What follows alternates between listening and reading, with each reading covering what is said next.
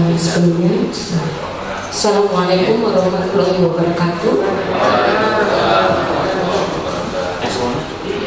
Pertama dan utama, mari kita panjatkan puji syukur kehadirat Tuhan Yang Maha Esa, Allah Subhanahu wa Ta'ala, yang telah memberikan nikmat sehat sempat kepada kita semua sehingga bisa hadir di kesempatan hari ini.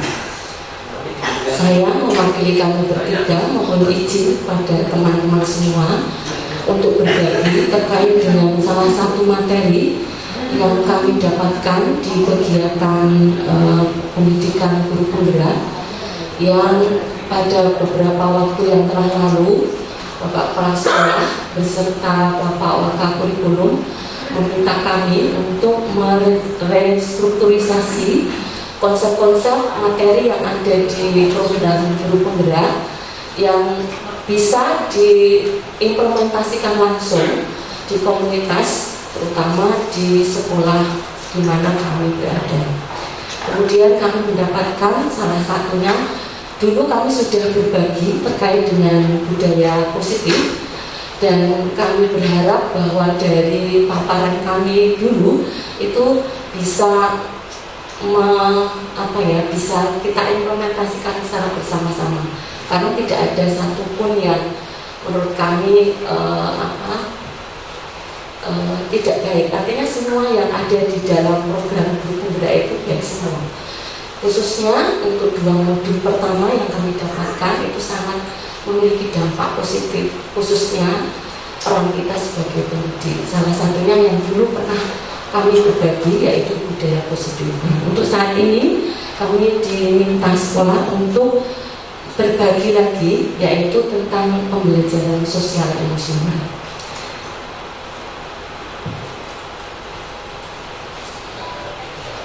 Pembelajaran sosial emosional, mohon maaf saya tidak berani berdiri bersama dengan Bapak Ibu guru karena nanti kalau tenggorokan saya itu krik-krik gitu masih saya sudah izin untuk memiliki saving nanti kalau misalnya krik-krik saya minum, mohon maaf, izin kepada teman-teman semua.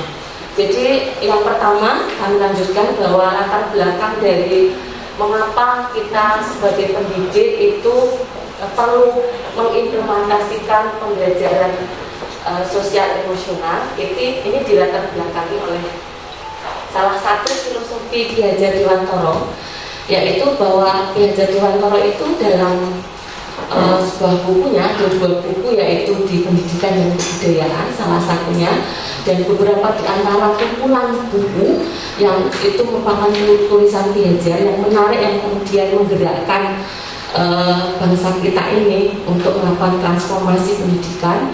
Itu salah satunya kalimat yang berbunyi bahwa pendidik khususnya, ini sudah disarikan, saya sarikan dari bukunya Ki Hajar, bahwa pendidik ini adalah seorang penuntun segala kekuatan kodrat yang ada pada anak-anak agar mereka sebagai manusia dan anggota masyarakat dapat mencapai keselamatan dan kebahagiaan yang setinggi-tingginya. Jadi dari kumpulan buku di Pusara, kemudian beberapa di antara yang kemudian ini menjadi sambutan pada saat beliau itu ada di sebuah penganugerahan gelar doktor di UGM, juga sambutannya itu selalu mengarah bahwa kita seorang pendidik itu diminta sebagai penuntun segala kodrat yang ada pada diri anak untuk bisa menuntun mereka dari potensi yang dimiliki masing-masing yang nantinya muaranya pada kebahagiaan dan keselamatan. Yang bahasanya memang bahasa yang awalnya saya juga ini maksudnya gimana gitu, bahagia yang seperti apa, kemudian keselamatan yang bagaimana, mengapa anak itu dianggap sebagai dirinya sendiri kemudian bagian dari masyarakat gitu.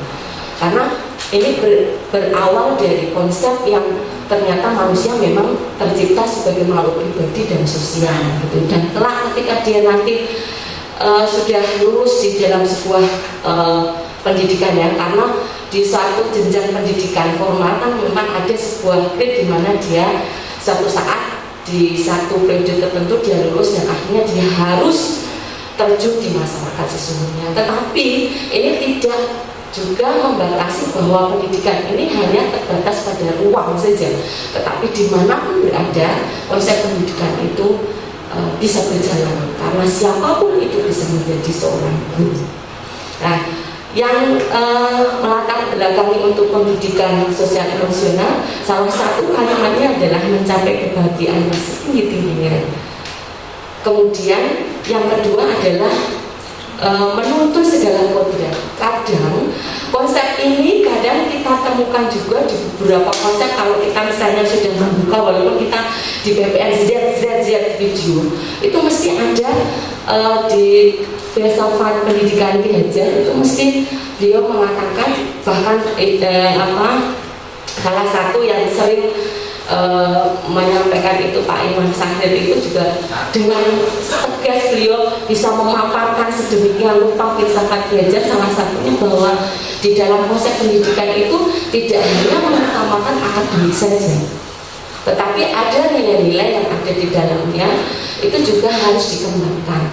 Intinya bahwa pendidikan ini, kita sebagai pendidik itu menuntun peserta didik atau anak-anak kita dimanapun berada ke dalam satu konsep bahwa kemampuan yang diasah itu tidak hanya pikiran saja, tetapi juga rasa, juga kehendak, kemauan, dan juga sikap-sikap. Dan sikap-sikap itu berdasarkan konsep konsentrisnya, dia tetap berakar pada nilai-nilai luhur budaya bangsa. Nah, hal yang kemudian menjadi muaranya bahwa dari penjelasan tadi itu mengingatkan kita bahwa kita sebagai pendidik, sebagai pemimpin pembelajaran, tugas kita bersama melakukan proses pendidikan yang holistik. Artinya tidak hanya hasil pendidikan nanti itu tidak hanya akademik saja, tetapi juga lebih kepada budi pekerti, di mana nanti cipta rasa karsa itu akan berkembang. Artinya cipta ini terkait dengan pikiran, karsa itu kehendak, kemauan, dan akhirnya menjadi sebuah karya nyata dari peserta didik yang kita ampu. Dan kemudian tidak lupa di dalam filsafat ini, karena bahasanya memang bahasa filsafat ya, bahwa nanti pada akhirnya dari proses menuntun di dalam konsep pendidikan itu akan melahirkan konsep generasi-generasi yang dihasilkan dengan pendidikan yang holistik itu akan menghasilkan generasi yang penuh dengan kebijaksanaan. Jadi kalau misalnya saja hasil dari pendidikan itu kok menghasilkan manusia-manusia yang tidak bijaksana, itu ada salah di dalam prosesnya. Jadi ini kita menjadi teringatkan, kemudian semoga ini menggerakkan kita semua. Itu salah satunya. Selanjutnya, selain yang tadi saya sampaikan bahwa pendidikan itu proses yang holistik, tidak hanya bidang cipta saja, tapi juga karsa dan juga karya nyata. Itu di sini kita juga ada 3 hal yang melatar belakangi bahwa pembelajaran emosional, sosial emosional ini perlu dikembangkan. Yang pertama, bahwa kita sebagai pendidik diharapkan itu menumbuhkan motivasi kepada mereka untuk dapat membangun perhatian yang berkualitas pada materi dengan merancang pengalaman belajar yang mengundang dan bermakna. Ini menjadi sebuah tantangan tersendiri. Bagaimana kita seorang pendidik mampu merancang materi ajar itu bisa mengundang mereka belajar dan itu mempunyai sesuatu hal, komponen yang bermakna dan relevan di dalam kehidupannya. Maka salah satunya kita diharapkan untuk secara kontekstual, secara materi itu kita ambil dari materi-materi yang ada di sekitar. Kemudian yang kedua, kita sebagai pendidik dituntut untuk merencanakan secara sadar pengetahuan, keterampilan, dan sikap yang tadi sudah kami sampaikan bahwa pendidikan itu holistik. Maka di panduan asesmen di kurikulum Merdeka ini yang kita pakai dari kelas 10 dan kelas 11 yang nantinya tahun berikutnya ke depan kelas 12 juga, bahwa di asesmen tidak lagi seperti K13 di mana ada pengkotakan atau pemisahan antara pengetahuan, keterampilan, dan sikap. Tetapi ketiganya melebur menjadi satu, karena esensi dari asesmen itu memang ketiganya itu tidak bisa dipisahkan satu persatu. Maka hal ini yang kemudian menggerakkan kita untuk salah satunya yang perlu kita lakukan adalah mengintegrasikan proses pembelajaran yang melibatkan 3 aspek sekaligus, yaitu keterampilan, kemudian pengetahuan, dan sikap. Kemudian yang ketiga, kita juga diharapkan bahwa di dalam proses pembelajaran ini yang kita rencanakan ini memberikan pengalaman untuk dapat mengeksplorasi dan mengaktualisasikan seluruh potensi dalam diri peserta didik setinggi-tingginya. Ini yang kemudian muaranya pada kebahagiaan dan keselamatan, yang akhirnya nanti muaranya pada kebijaksanaan yang sebenarnya terkristalisasi dalam profil pelajar Pancasila. Itu adalah beberapa latar belakang mengapa dibutuhkan pembelajaran sosial emosional. Kemudian ini hal yang juga penting disampaikan bahwa ini juga menjadi latar belakang. Kalau tadi itu dari jabaran dari tulisan dan juga pemikiran Ki Hajar, kalau ini hasil secara empiris, hasil penelitian, bahwa ini didapat dari penelitian pencetus teori kecerdasan emosional, yaitu Daniel Goleman. Nanti saya bisa sampaikan link yang bisa dibaca oleh teman-teman semuanya, bahwa ternyata ketika proses pembelajaran kita rancang dengan mengintegrasikan pembelajaran sosial emosional, itu ada 3 hal yang kemudian berdampak, dan nanti dari 3 hal itu ternyata memiliki dampak lunturan yang banyak. Artinya pengiring dari dampak ini atau efek ini itu ternyata tidak hanya beberapa yang kita harapkan, tetapi lebih dari itu. Untuk yang 3, ini yang pertama, bahwa ketika kita melaksanakan pembelajaran itu diiringi dengan pembelajaran sosial emosional, itu ternyata memiliki dampak peningkatan 5 kompetensi sosial emosional secara sekaligus. Nanti kami sampaikan sebenarnya kompetensi sosial emosional itu seperti apa. Sebenarnya saya percaya dan yakin 200% bahwa Bapak Ibu semua sudah pernah melaksanakan. Hanya kompetensi itu ada pada yang mana gitu, dan kadang tidak dituliskan secara nyata di dalam rancangan skenario pembelajaran yang kita buat. Kemudian yang kedua, bahwa dengan pembelajaran sosial emosional itu mampu menjamin terciptanya lingkungan belajar yang aman, yang kondusif, dan juga menyenangkan bagi peserta didik, dan lingkungan ini adalah lingkungan yang mampu mendukung proses pembelajaran. Artinya lingkungan yang tercipta itu lingkungan yang positif gitu. Kemudian yang selanjutnya adalah peningkatan sikap pada diri sendiri, kemudian respek siswa atau peserta didik, kalau Ki Hajar itu menyebut murid, dan toleran terhadap orang lain dan lingkungan sekolahnya. Jadi ketika kita memang sudah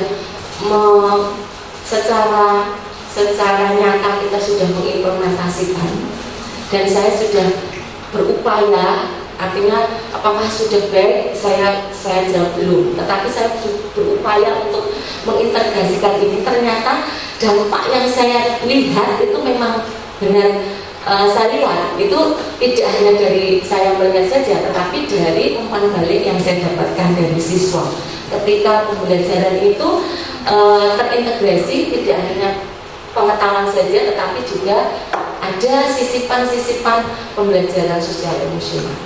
Kemudian selanjutnya, efek lunturan yang selanjutnya itu ada 4. Yang pertama adalah peningkatan perilaku positif.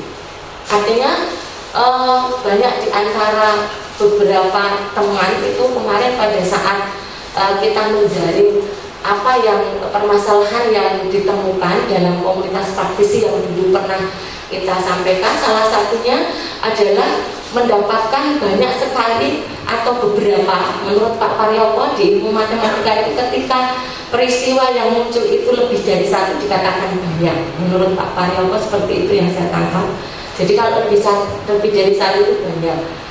Ditemukan beberapa siswa yang tanda petik itu ada sesuatu yang unik menurut saya. Jadi kalau misalnya dikatakan nakal, menurut saya kok ya kita kembali lagi bahwa sebenarnya ada kebutuhan yang mereka itu tidak bisa dia capai, sehingga saya mengutip dari apa yang disampaikan oleh Bapak Kepala Sekolah, dan saya setuju bahwa pendidikan dengan hati itu memang luar biasa bisa menyentuh anak-anak yang seperti ini. Nah, salah satunya bisa melalui pembelajaran sosial emosional, yaitu akan meningkatkan perilaku positif. Kemudian pengurangan perilaku yang negatif. Ini yang diharapkan. Kemudian yang selanjutnya adalah pengurangan tingkat stres. Jadi beberapa di antara yang saya bisa ceritakan ini berdasarkan penelitian psikolog sekaligus pendidik sekaligus penulis gitu. Tapi kalau kita lihat beberapa waktu yang lalu saya mendapatkan informasi dan saya juga membaca bahwa di UGM itu ada beberapa anak yang mencoba bunuh diri dan ada yang sampai meninggal. Itu adalah maba, artinya mahasiswa baru. Banyak sekali berseliweran artikel-artikel yang membahas itu. Salah satunya ternyata beberapa dosen membuat sebuah gerakan untuk mengantisipasi ternyata anak-anak yang ditemukan dia muncul ada keinginan bunuh diri itu tidak memiliki endurance yang tinggi. Artinya ketangguhan dari banyaknya stresor yang tertimpa kepada dia itu tidak bisa mengelola. Nah, salah satunya itu bisa kita upayakan dengan pembelajaran sosial emosional. Kemudian selanjutnya adalah peningkatan performa akademik siswa. Bahwa ketika misalnya dulu pada saat kita itu mengimplementasikan kurikulum Merdeka ini, salah satu yang menjadi kekhawatiran kita adalah anak-anak kita tidak mampu bersaing dengan anak-anak dengan kurikulum K13. Apa yang terjadi kemudian setelah ada janji yang kemudian disampaikan oleh Bapak Menteri melalui beberapa staf bayangan menteri yang datang ke pelosok-pelosok negeri termasuk sekolah kita, ternyata muncul regulasi baru yang itu kekhawatiran kita menjadi sedikit paling tidak memberikan pencerahan bahwa kita menjadi yakin bahwa anak-anak kita nanti akan mampu bersaing secara akademik dengan anak-anak dengan kurikulum yang begitu penat dengan konten yang begitu banyak di kurikulum K13. Nah, salah satu yang diinginkan di pembelajaran ini anak tidak menjadi stres, perilaku positifnya muncul, menekan perilaku negatifnya, dan yang selanjutnya bermuara pada hasil prestasi akademik yang memuaskan. Artinya akademik ini tidak harus akademik yang menuju ke eksak saja, bahwa ilmu pengetahuan tidak terbatas pada disiplin ilmu. Ini yang diharapkan dari pembelajaran sosial emosional. Kemudian yang nanti akan kami paparkan itu secara konseptual ada 4 hal, tapi kami berbagi. Yang pertama adalah definisi tujuan pembelajaran sosial emosional. Kemudian yang selanjutnya adalah 5 kompetensi sosial emosional yang nanti akan disampaikan Pak Sri. Kemudian implementasi bagaimana pembelajaran sosial emosional itu nanti juga akan disampaikan oleh Pak Sri. Dan kesadaran penuh atau mindfulness itu seperti apa. Jadi kesadaran penuh itu perlu kita tumbuhkan sebelum kita mengintegrasikan pembelajaran sosial emosional. Seperti apa cara-caranya nanti kita diskusikan bersama. Jadi yang kita akan bahas ada 2 bersama-sama dengan saya, yaitu definisi tujuan pembelajaran sosial emosional dan kesadaran penuh atau mindfulness. Untuk yang implementasi pembelajaran sosial emosional dan 5 kompetensi sosial emosional itu ada nanti bersama Pak Sri. kita menuju ke definisi dan tujuan pembelajaran sosial emosional. Tadi di awal sudah ada latar apa sih yang melatar belakangi munculnya gagasan pembelajaran sosial emosional itu dibutuhkan. Yang pertama tadi adalah kalimat yang menggerakkan kita dari pencetus dari Bapak Pendidikan kita tentang konsep pendidikan yang sistem. Kemudian yang kedua hasil penelitian, ternyata pembelajaran sosial emosional itu memang tidak hanya bermuara pada akademik saja, tetapi juga ada beberapa keterampilan dan kecakapan yang dikembangkan. Nah, sekarang kita menuju ke definisi pembelajaran sosial emosional itu seperti apa. Ada yang memberi keterangan pembelajaran sosial emosional atau pembelajaran sosial dan emosional itu tidak ada salah apakah memakai pembelajaran sosial emosional, apakah memakai pembelajaran sosial dan emosional, itu menjadi satu kesatuan. Intinya itu. Nah, seperti apa pembelajaran sosial emosional? Pembelajaran sosial emosional itu pembelajaran yang kolaboratif. Kolaboratif itu kalau kita jabarkan berarti ada keterkaitan satu bagian dengan bagian yang lainnya. Kemudian tidak hanya kolaboratifnya itu antara satu bagian dengan bagian yang lain, tetapi ternyata kolaborasi dari beberapa komunitas yang ingin membangun pembelajaran dan nanti akan mengembangkan atau menumbuh kembangkan kompetensi sosial emosional pada warga maupun diri peserta didik yang kita bersamai untuk belajar, itu memungkinkan di dalam prosesnya, di dalam proses pembelajaran sosial emosional itu, di mana peserta didik dan orang dewasa itu kita pendidik gitu ya, di sekolah itu dapat memperoleh dan menerapkan pengetahuan, kemudian keterampilan, sikap positif pada aspek sosial emosional.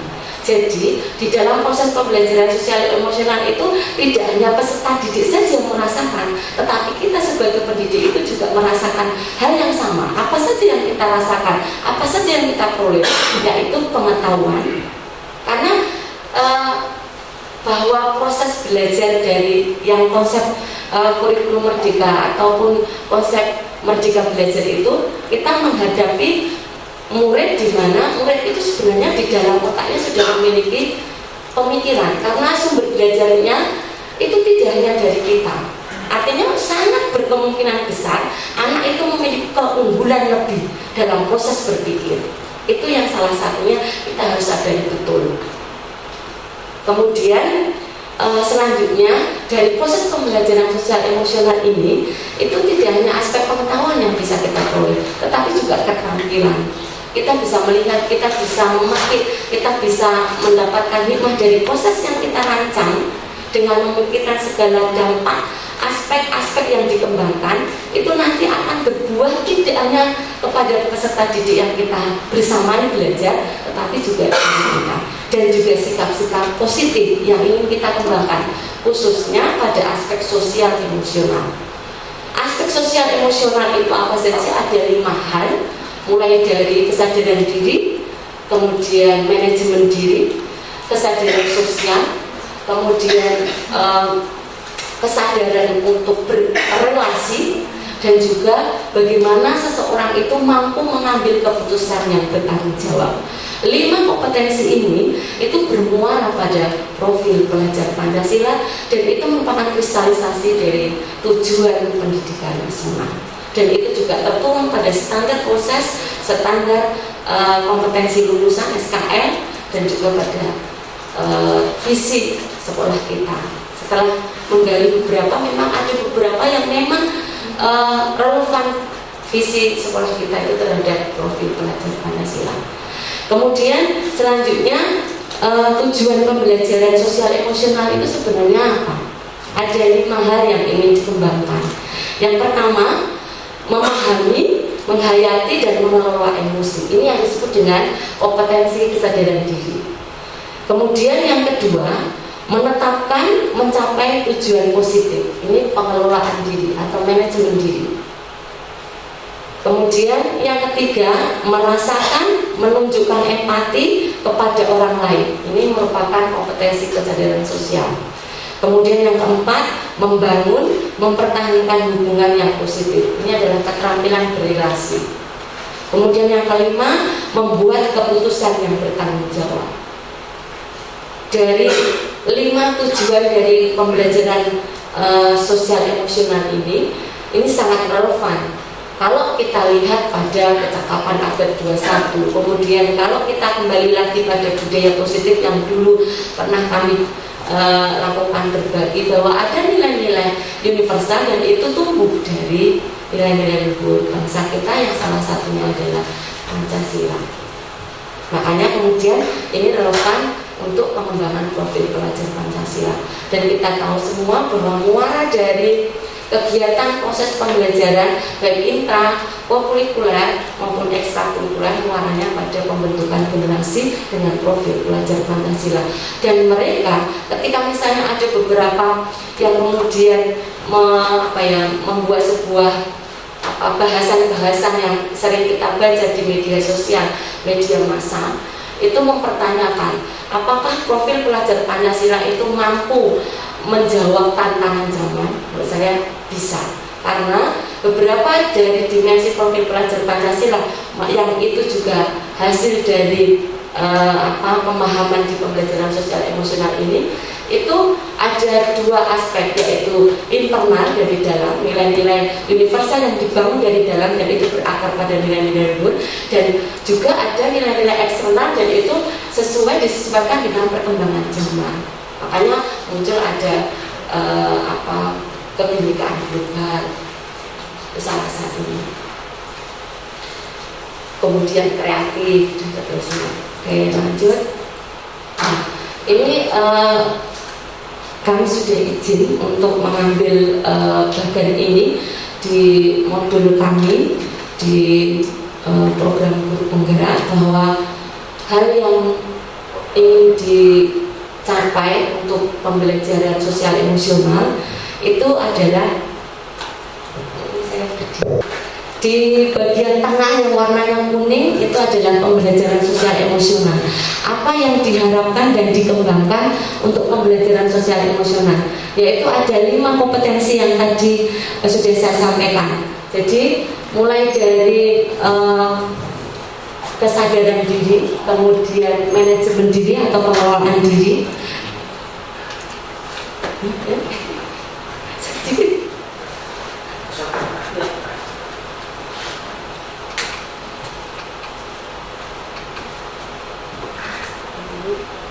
berarti sesuai dengan aman perbuatan.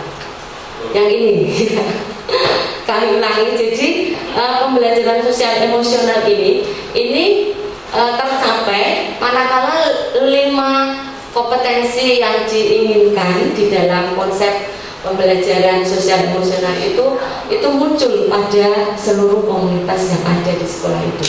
Nah, ini akan terwujud manakala proses pembelajaran di skala kelas itu akan ditumbuh kembangkan. Kemudian ini seperti diagram lingkar pengaruh. Jadi ketika kita menyadari secara keseluruhan dari diri gitu, kemudian itu kita implementasikan berbasis pembelajaran di dalam kelas, maka itu akan berpengaruh terus-menerus sebagai budaya sekolah yang pada akhirnya trisentra yang kemudian disampaikan oleh konsep di pendidikan Indonesia dan trisentra pendidikan, yaitu keluarga, masyarakat, dan sekolah, itu menjadi satu bagian komunitas yang tidak bisa terpisahkan.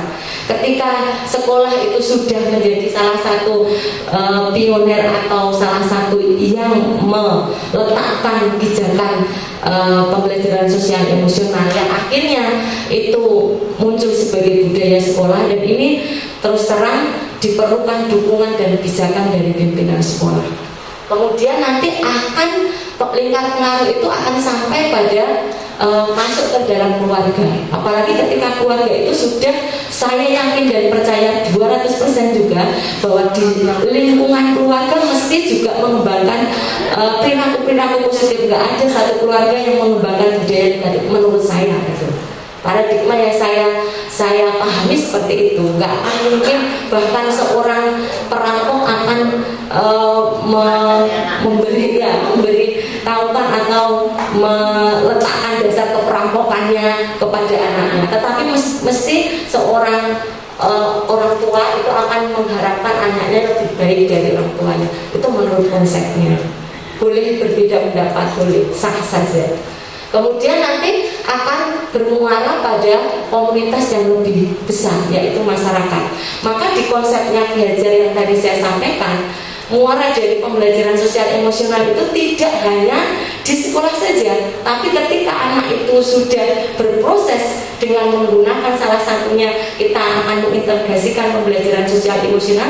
Kelak ketika dia itu terjun ke masyarakat, entah dia itu lulus, entah dia itu bekerja, entah dia menjadi seorang pemimpin, apapun yang dia kerjakan itu juga disertai dengan perilaku-perilaku positif, sehingga diharapkan bahwa bangsa kita itu melahirkan generasi emas yang diharapkan di tahun 2045. Kita tunggu hasilnya.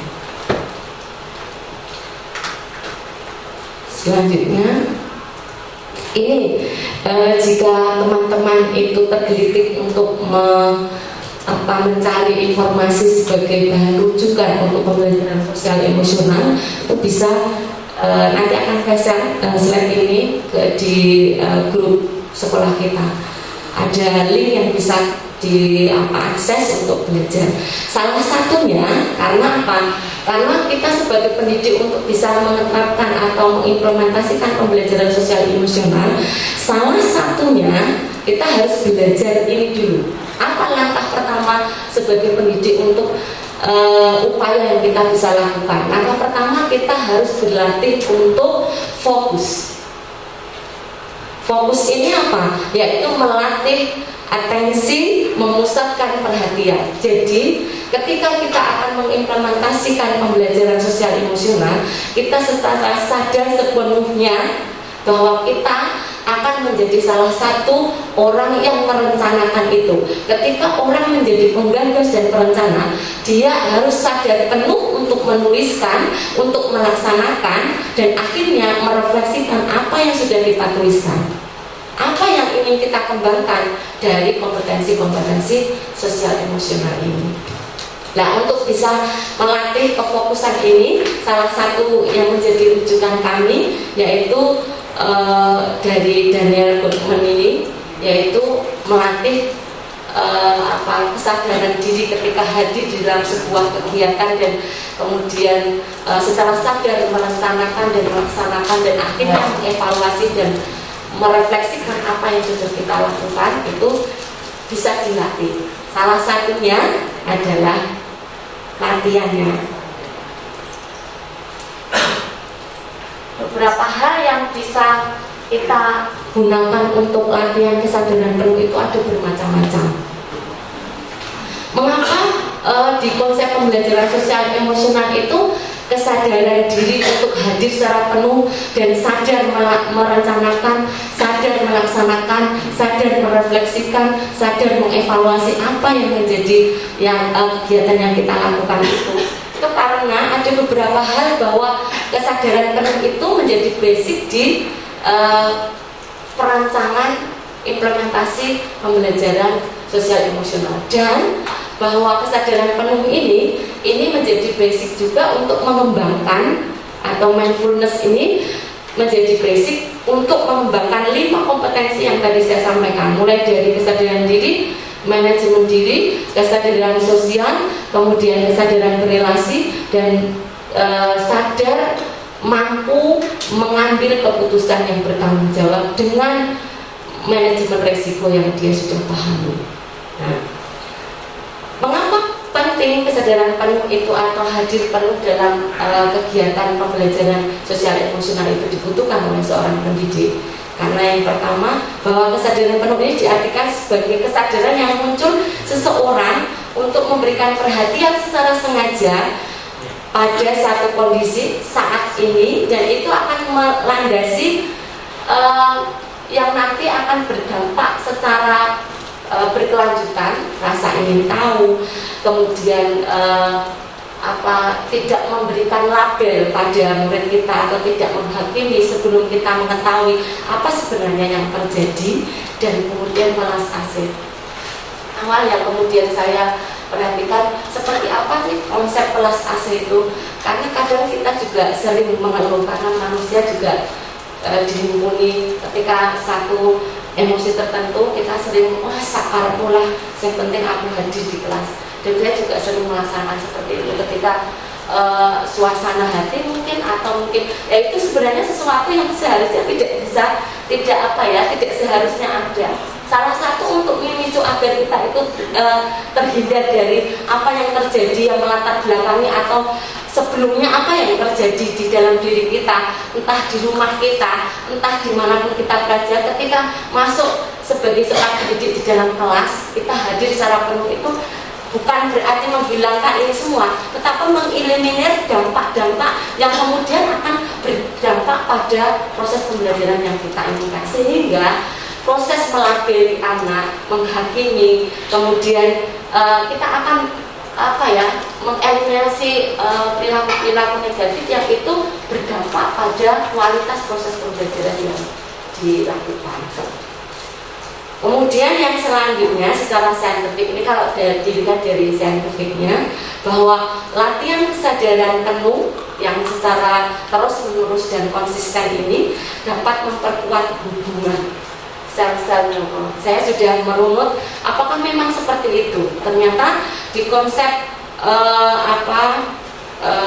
di biologi yang kami pahami bahwa ada beberapa di otak kita itu yang mengendalikan emosi. Ternyata ketika kita itu melatih kesadaran penuh, beberapa neuron yang ada di dalam otak kita, khususnya yang ada pada sistem limbik dan amigdala kita itu dapat menstimulasi,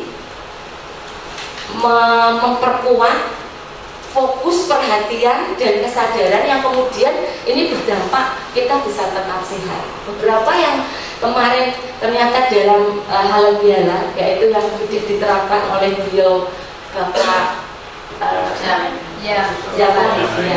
berpikir positif adalah salah satu hal yang menyebabkan hidup kita sehat.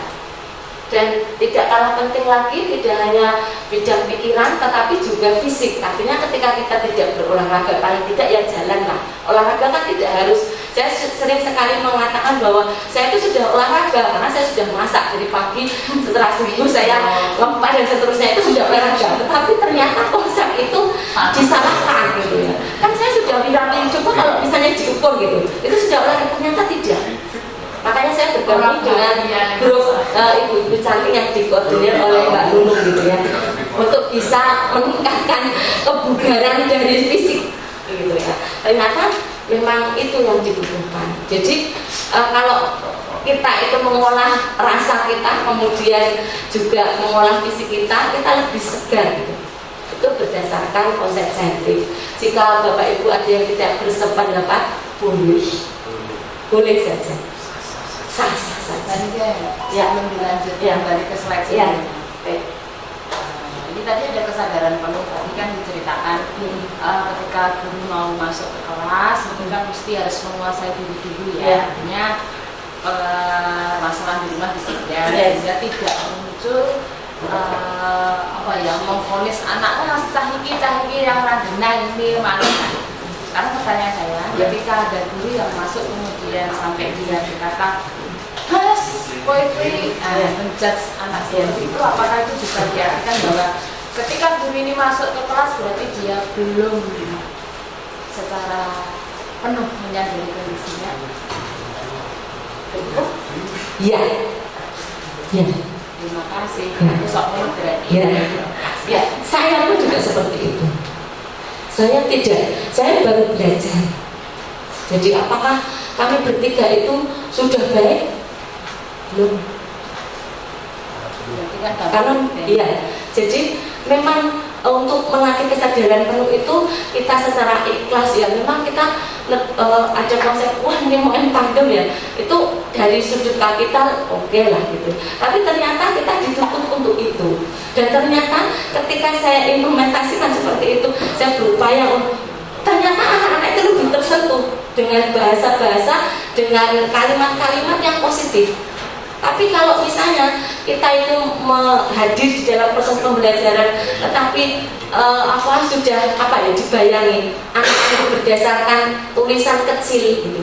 Saya tidak akan menyampaikan di sini tulisan-tulisan kecil yang saya sampaikan kepada mereka, kemudian menuliskan sebagai bentuk refleksi. Ternyata mereka dengan terbuka menuliskan bahwa mereka tidak ingin belajar itu dengan tekanan. Apa harapan mereka?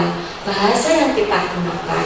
Kemudian yang selanjutnya bahwa harapan anak-anak kita, karena saya hanya mengajar di kelas 10 dan kelas 12, maka saya bisa sampaikan dan berbagi di sini. Mereka ingin teladan kita. Dia ingin melihat guru-guru mereka itu menurut mereka itu mohon maaf, dia ingin melihat guru-gurunya itu pantas ditiru. Ini menjadi sesuatu yang membuat saya sadar bahwa selama ini ternyata ada sesuatu dalam diri saya yang menurut mereka itu tidak pantas dengan kita. Itu dari mereka. Apakah kita itu perlu seperti ini, Bu? Iya, karena umpan balik itu sangat diperlukan. Gitu.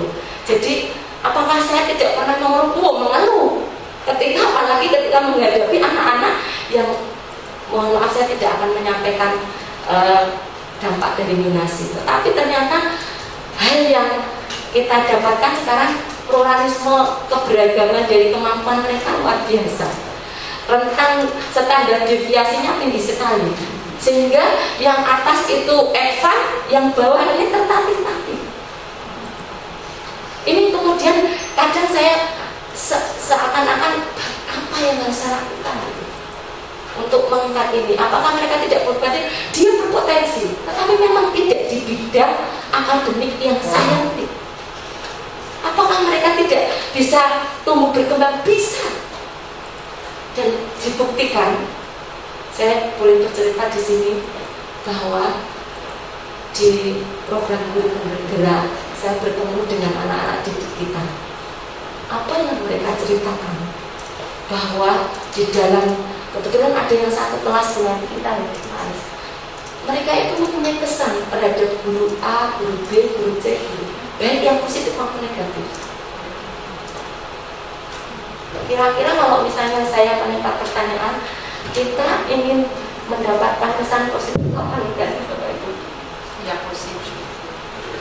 Terus terang saja, kita ingin dapat positif apa negatif, Bapak Ibu? Kesannya yang positif juga ada, yang negatif juga ada. Gitu. Ya. Bisa berbagi mengapa kita berkeinginan kesan negatif yang kita terima? Biar dapat melihat kekurangan-kekurangan kita. Yang diinginkan ya positif lah.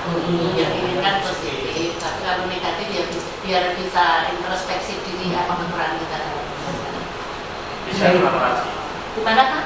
Bisa evaluasi, bisa memperbaiki kekurangan kita ini selama ini juga mungkin takut atau expansion juga banyak kurang juga. Jadi saya ada tadi juga. Iya. Istilah ini.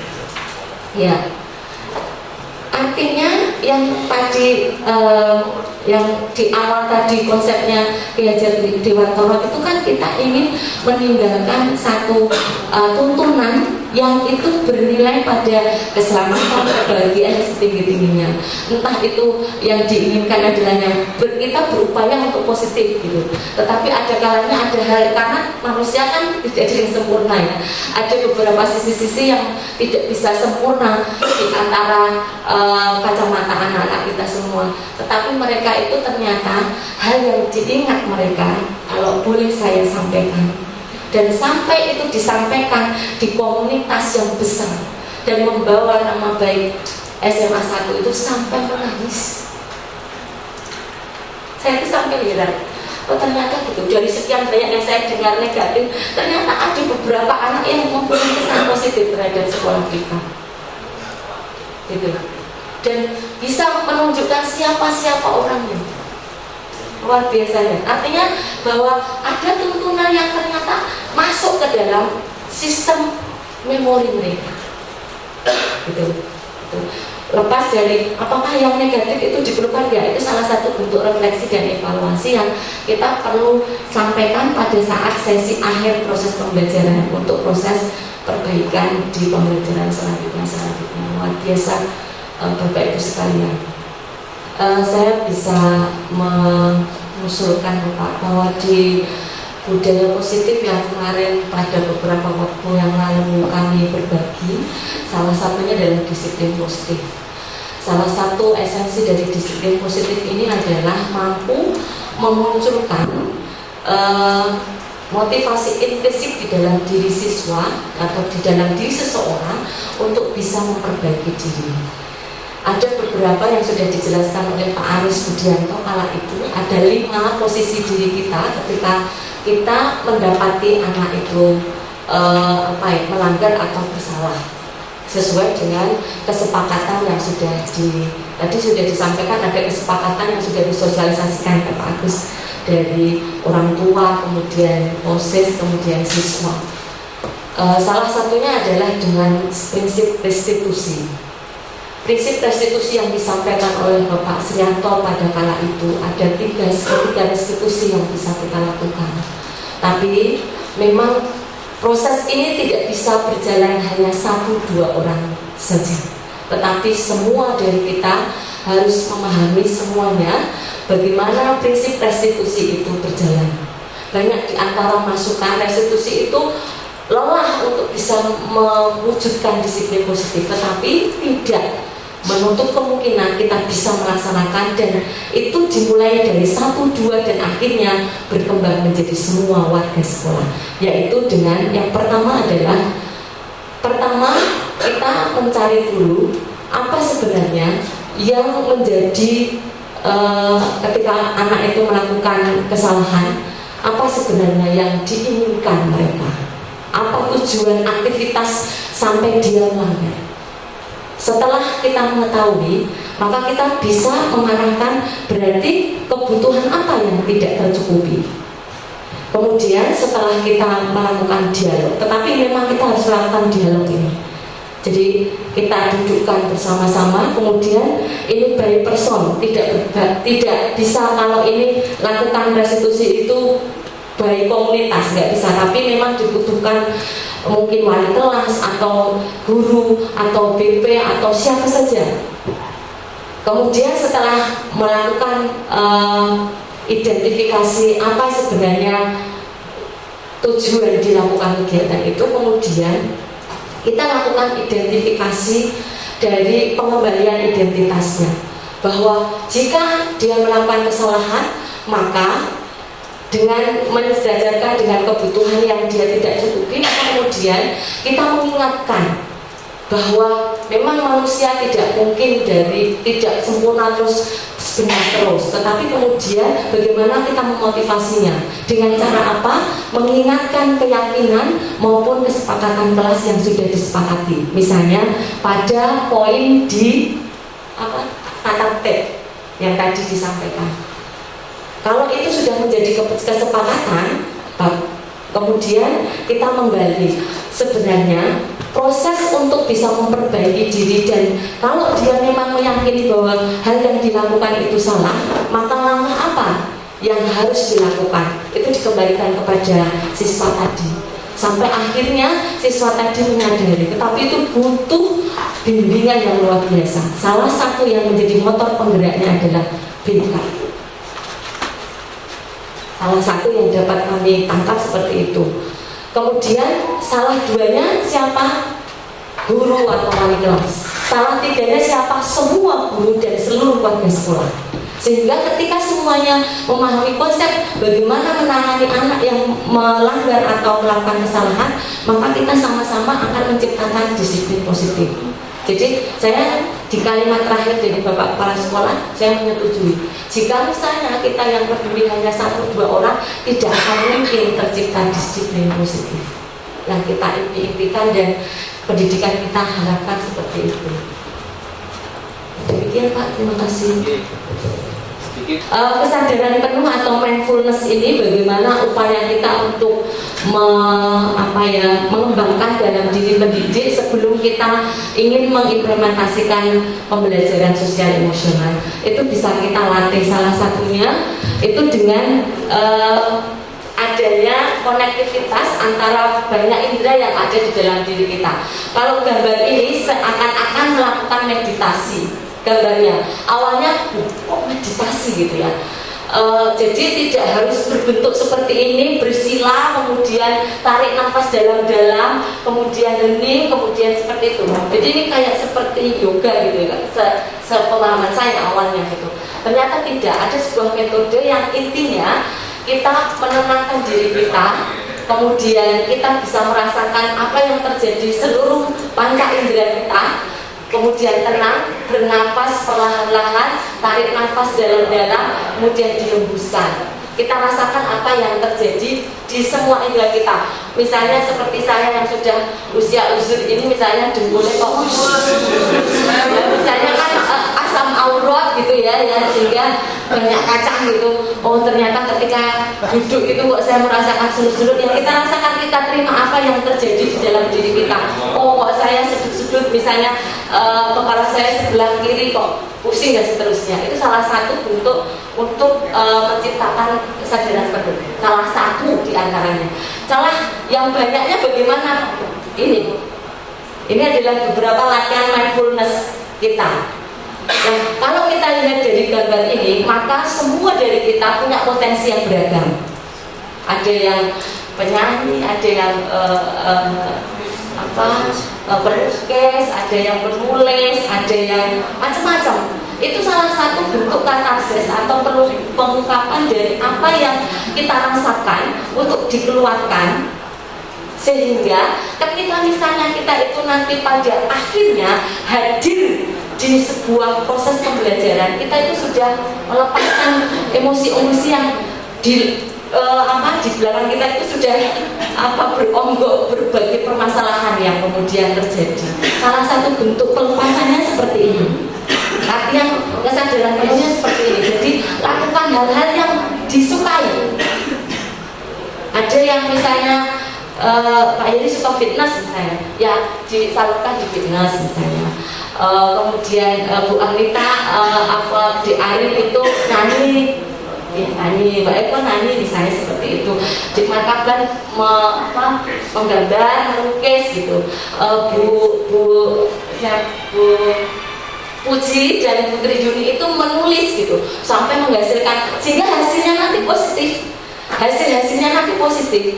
Sehingga itu salah satu bentuk latihan kita untuk mindfulness. Tetapi ketika di dalam proses pembelajaran, apa kita juga selalu pada saat proses mau melakukan proses pembelajaran terus seperti itu. Yang terus kita lakukan tidak pada saat proses pembelajaran, sebelumnya.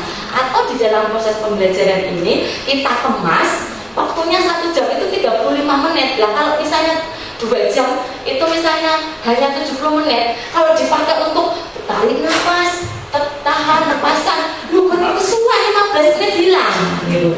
Maka yang kita lakukan bagaimana? Kita harus memilih langkah-langkah apa yang bisa kita lakukan. Implementasinya nanti itu bisa dijelaskan oleh Pak Sri nanti. Tapi beberapa aktivitas ini adalah aktivitas yang merupakan salah satu bentuk peluapan atau katarsis dari emosi-emosi yang ada di dalam diri kita, sehingga nanti kita setelah ini hadir penuh di dalam proses pembelajaran yang kita rancang.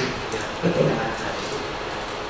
Ini salah satunya yang seperti meditasi tadi. Jadi ada metode yang bisa dilakukan. Dan ini kalau misalnya dilakukan, saya mencoba melakukan jangan lebih dari 3 menit. Yaitu berhenti, stop ini, berhenti sejenak, kemudian tarik nafas dalam, kemudian tahan, keluarkan pelan-pelan sampai merasakan tadi. Seperti saya di kulit ketika saya makan sedikit tempe 3 saja, itu sudah terasa di lutut saya ini. Ayo kita praktekkan. Bisa dipraktekkan? Oke. Baik. Ya, kita ini berdasarkan ya kita praktekkan. Bapak Ibu guru semua yang hadir di sini, mohon percaya kepada saya dulu. Saya tidak akan menjerumuskan. Ya. Kita coba berdestak ya. Ya. Berdiri atau duduk? Enggak, duduk saja. Duduk saja. Duduk yang nyaman. Ya, duduk yang nyaman. Apa? Saya. Oh, iya. Ya, oke. Meremlah ya, sebentar. Terima kasih atas kepercayaan yang diberikan. Mohon dengarkan apa yang saya sampaikan. Silakan Bapak Ibu guru yang hadir di sini duduk yang paling nyaman. Oke, sudah nyaman, maka kemudian silakan perlahan ketika sudah menghadapi posisi yang paling nyaman, pejamkan mata perlahan-lahan. Oke, kita semua sudah pejamkan mata. Selanjutnya, tarik nafas dalam-dalam. Dari hitungan 1, 2, 3 dimulai. 1, 2, 3. Lepaskan pelan-pelan. Ulangi sekali lagi, tarik nafas. Tahan, keluarkan pelan-pelan. Sekali lagi, tarik nafas. Tahan, keluarkan pelan-pelan. Sekarang dengarkan apa yang saya katakan. Silahkan Bapak Ibu guru semua mengamati, merasakan indera pendengaran apa yang Bapak Ibu dengar saat ini. Boleh kulit kita, apa yang dirasakan pada permukaan kulit kita, kemudian beralih ke mata. Pada saat kita terpejam, apa yang bisa kita lihat? Mungkin sebercak cahaya, mungkin kegelapan yang kita dapatkan, atau keremangan yang kita dapat peroleh.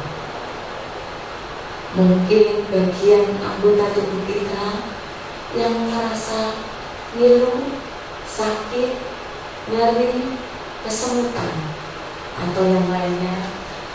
Terimalah apa yang dirasakan saat ini. Mungkin dari penyecap kita merasa pahit, ada yang merasa manis karena mencecap sedikit permen, atau mungkin mencecap beberapa remahan camilan yang tadi disediakan. Kemudian coba rasakan di hati kita apa yang Bapak Ibu rasakan di dalam perasaan saat ini. Jika sudah, kemudian coba berpikir 1-2 hari sebelumnya, apa emosi yang terjadi di dalam diri kita. Apakah Bapak Ibu sedih? Apakah Bapak Ibu gembira? Apakah biasa saja? Apakah terharu? Apakah menyenangkan, lucu, tenang, lelah, atau yang lainnya? Sejenak coba dipikirkan 2 hari sebelumnya apa yang dirasakan. Kemudian setelah menemukan itu, coba bayangkan apa yang menjadi keputusan Bapak Ibu ketika menghadapi emosi tersebut. Mungkin ada banyak alternatif yang menenangkan terus apa yang menjadi respon kita, yang mengharumkan apa yang menjadi respon kita. Coba dipikirkan dalam-dalam, apakah keputusan yang kita ambil itu benar-benar merupakan keputusan yang tepat untuk kita. Terus pahami itu. Kemudian jika Bapak Ibu guru mendapatkan keputusan yang tidak tepat, maka berupaya mencari yang terbaik. Bayangkan beberapa keputusan yang terbaik itu diambil oleh Bapak Ibu. Lalu rasakan apa yang terjadi di dalam perasaan kita. Sambil menarik nafas dalam-dalam, tahan, keluarkan, rasakan bahwa ada emosi, keputusan, perasaan yang lebih mencerahkan yang kita rasakan hari ini. Tarik nafas lagi, tahan, keluarkan. Tarik nafas lagi, tahan, keluarkan.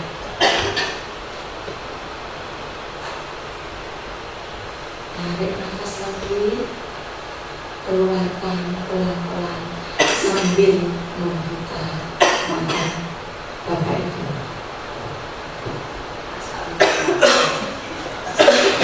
Selesai.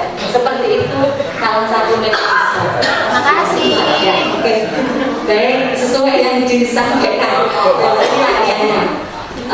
Apakah ini itu bisa berjalan dalam proses pembelajaran? Saya ingatkan untuk melakukan metode stop ini bisa dilakukan jangan lebih dari 5 menit. Mengapa kita bisa lebih dari 5 menit? Karena kita latihan. Gitu. Jadi kalau misalnya menggunakan metode stop, dari beberapa teman yang menggunakan metode stop di proses pembelajaran itu menghabiskan waktu. Tetapi untuk diri kita, pada saat kita itu mendapatkan berbagai emosi yang harus kita kendalikan, boleh dicoba dan ternyata bisa. Itu sudah kami praktekkan. Demikian selanjutnya. Lebih lengkap baca buku sadar. Iya, betul. Ya, baik, selanjutnya ini adalah muara terakhir dari penjelasan yang terkait dengan definisi tujuan yang terkait dengan pembelajaran sosial emosional. Sebenarnya muara dari pembelajaran sosial emosional ini ketika kita sudah sadar sepenuhnya atau mindfulness, maka kemudian akan mengembangkan 5 kompetensi tadi, yaitu kesadaran diri, manajemen diri, kemudian yang selanjutnya kesadaran sosial, kesadaran berempati, dan kesadaran dalam pengambilan keputusan yang bertanggung jawab. Yang nanti ketika ini diimplementasikan, muara di ujung tombaknya itu adalah terbentuknya masyarakat, terbentuknya peserta didik, terbentuknya komunitas yang well-being atau kesejahteraan psikologi. Kesejahteraan psikologi itu seperti apa? Ini yang kita ingin tuju, yaitu sebuah kondisi di mana seorang atau individu ini mempunyai sikap yang positif terhadap diri sendiri maupun orang lain, dapat membuat keputusan dan mengatur tingkah lakunya sendiri yang positif, dapat memenuhi kebutuhan dirinya dengan menciptakan dan mengelola lingkungan yang lebih baik, dengan memiliki tujuan hidup yang bermakna, dan juga memiliki satu motivasi dan berupaya terus-menerus untuk mengeksplorasi dan mengembangkan dirinya. Jadi nanti diharapkan peserta didik maupun pendidik itu muaranya menjadi masyarakat atau komunitas yang mencapai well-being. Makanya di kalimat terakhir dari filosofi Al-Hajar adalah mencapai keselamatan dan kesejahteraan yang setinggi dunia, yaitu terciptanya well-being.